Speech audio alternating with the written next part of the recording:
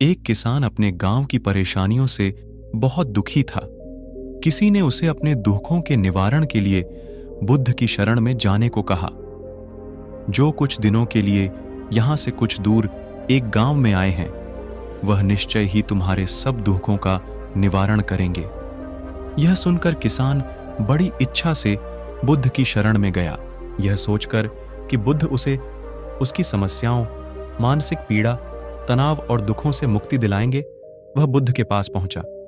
उसने बुद्ध से कहा कि हे बुद्ध, मैं एक किसान हूं, मुझे खेती करना पसंद है, लेकिन बारिश कभी भी पर्याप्त नहीं होती और मेरी फसलें बर्बाद हो जाती हैं।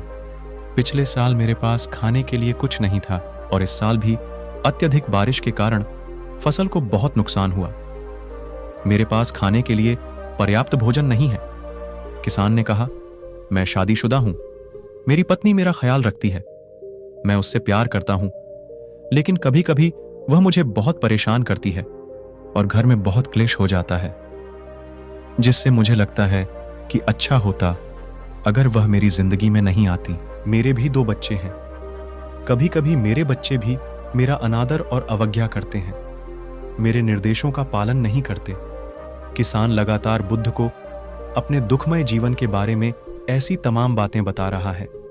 बुद्ध उस दुखी किसान की समस्या को ध्यान से सुनते रहे। अपनी जिंदगी की सारी परेशानियां बताने के बाद जब उन्हें राहत महसूस हुई तो वह चुप हो गए। बुद्ध ने कहा, मैं तुम्हारी कोई मदद नहीं कर सकता। किसान आश्चर्यचकित होकर बोला, अरे, यह आप क्या कह रहे हैं? सब कहते हैं कि आप सबके दुख दूर कर देते हैं, तो क्या तुम मेरी समस्याएं हल नहीं करोगे? इसलिए कि मैं एक गरीब किसान हूं। बुद्ध ने कहा, मुश्किलें हर किसी के जीवन में आती हैं। जीवन में दुख और परेशानियां आना स्वाभाविक है। अब उसके पास बताने के लिए कोई और समस्या नहीं बची थी। अब वह चुपचाप बैठकर बुद्ध की ओर देख रहा था और अपनी समस्या का समाधान पाने के लिए बुद्ध के उत्तर की प्रतीक्षा कर रहा था। लेकिन बुद्ध चुप थे।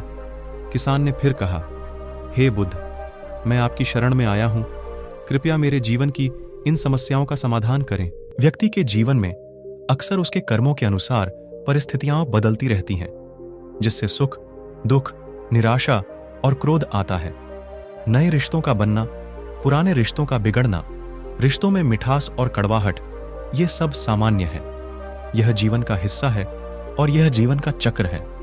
हकीकत तो यह है कि हम सभी के जीवन में 83 प्रकार की कठिनाइयां हैं। इन कठिनाइयों का समाधान आप और मैं नहीं कर सकते, कोई नहीं कर सकता। जिंदगी और जिंदगी में बनने वाले रिश्ते स्थिर नहीं होते। एक दिन रिश्तेदार भी चले जाएंगे और जिंदगी भी खत्म हो जाएगी। लेकिन ये समस्याएं वैसे ही रहेंगी जैसे आज आपकी जिंदगी में हैं और कल किसी और की जिंदगी में होंगी। इस पर किसान अपना नियंत्रण खो देता है और क्रोधित हो जाता है और ऊंची आवाज में बुद्ध से कहता है कि हर कोई कहता है कि तुम्हें एक महात्मा, एक सिद्ध पुरुष, एक प्रबुद्ध व्यक्ति होना चाहिए।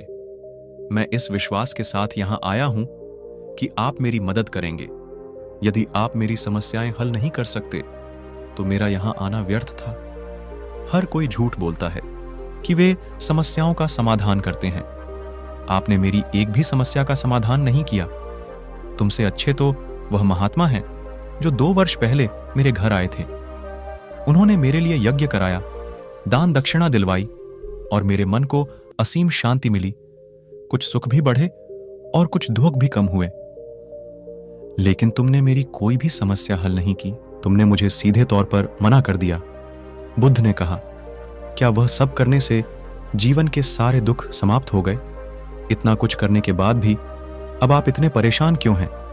अब आप पहले से भी ज्यादा दुखों से घिर गए हैं। तात्पर्य यह है कि जीवन में दुख कभी समाप्त नहीं होते। किसान बोला, तो क्या मैं मान लूं कि तुम मेरी मदद नहीं कर सकते? यदि आप ऐसी छोटी छोटी बातों का समाधान नहीं कर सकते तो आपके उपदेशों का क्या लाभ? बुद्ध ने कहा, मैं तुम्हारी 83 समस्या का समाधान तो नहीं कर सकता, लेकिन हां, मैं तुम्हारी 84वीं समस्या का समाधान अवश्य कर सकता हूं। किसान आश्चर्यचकित हो गया और बोला, 84वीं समस्या क्या है बुद्ध? बुद्ध ने कहा, यानी कि तुम अपने जीवन में कोई समस्या नहीं चाहते। आपकी सारी समस्याएं इसी समस्या के कारण उत्पन्न हुई हैं। यदि आप इस तथ्य को स्वीकार कर लें कि जीवन में समस्याएं मौजूद हैं और समस्याएं जीवन का हिस्सा हैं, तो आप जीवन की समस्याओं से विचलित नहीं हो पाएंगे। आप जीवन में आने वाली समस्याओं से विचलित हो जाते हैं क्योंकि आपको लगता है कि आप दुनिया के सबसे दुखी व्यक्ति हैं, जबकि सच्चाई यह है कि हर किसी को अपना दुख सबसे ज्यादा महसूस होता है। लेकिन जिस दिन आप यह समझने लगेंगे कि मेरा कष्ट अन्य लोगों की तुलना में बहुत कम है, उस दिन से कोई भी दुख आप पर प्रभाव नहीं डाल पाएगा। जब तक आप नहीं चाहेंगे कि आपके जीवन में कोई परेशानी ना आए और आप हर दुख दर्द से बचे रहें, तो यह संभव नहीं है। ऐसे में छोटा सा दर्द भी आपको बेचैन कर देगा और आपकी मानसिक शांति भंग कर देगा। अगर आपके जीवन से परेशानियां पूरी तरह से दूर हो जाएं, अगर आपको हर दिन हर पल बिना दुख और कठिनाइयों के जीवन जीने को मिलेगा, तो आप ज्यादा दिन तक ऐसा नहीं जी पाएंगे। एक समय आएगा जब आप हर दिन एक ही तरह की जिंदगी जीने से पूरी तरह से तंग आ जाएंगे और ऊब जाएंगे, क्योंकि जीवन में किसी भी चीज की अधिकता जीवन के लिए भयानक समस्याएं पैदा करती है।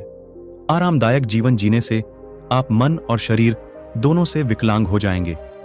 तो ऐसे जीवन का क्या फायदा जो बाद में आपको नर्क जैसा जीवन जीने पर मजबूर कर दे।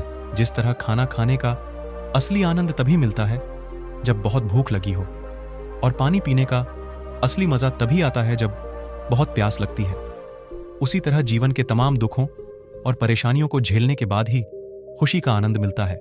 इसीलिए जीवन में सुख और दुख अलग अलग रूप में आते रहते हैं। हम चाहकर भी जीवन से सुख दुख को खत्म नहीं कर सकते, लेकिन उनसे इतना ऊपर जरूर उठ सकते हैं कि कोई भी बड़ी समस्या मन को विचलित न कर सके। इसके लिए अपने मन को शक्तिशाली बनाएं, धैर्य रखें, प्रतिदिन आध्यात्म का ध्यान करें, ज्ञान बढ़ाओ।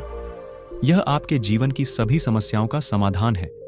इसे जीवन की चतुर्मुखी समस्या का समाधान कहा जाता है। महात्मा बुद्ध का यह अद्भुत ज्ञान पाकर किसान संतुष्ट हो गया और उसका मन बिल्कुल हल्का हो गया।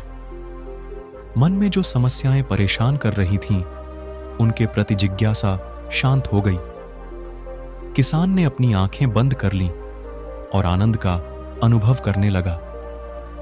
किसान को समझ आ गया कि वह अब तक क्या गलती कर रहा था और वह बुद्ध के चरणों में गिर गया।